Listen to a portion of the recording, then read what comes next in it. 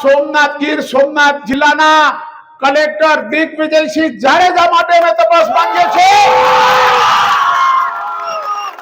એનાથી જે પણ કાયદાથી થતું હોય મારી પર કરે, મને વાંધો નથી, પણ હું પ્રજાનો પ્રતિનિધિ છું અને પ્રજાએ મને ચૂંટ્યો છે। મારે ચોક્કસપણે કહેવું છે કે મારે મારા ઉપર પણ જોખમ લઈને જે કરવું પડે પ્રજા માટે હું કરીશ, કેમ કે મારી લડાઈ કોઈ સામાન્ય માણસ સાથે નથી। 5000 વર્ષ પહેલા આવ્યો તો મોહમ્મદ ગઝની, વિદેશથી આવ્યો તો સોમનાથને લૂંટવા માટે, અને આજે આ આપણો આધુનિક લાયસન્સદાર લૂંટેરો હમણાં આવ્યો છે આપણા સોમનાથ જિલ્લાને લૂંટવા માટે।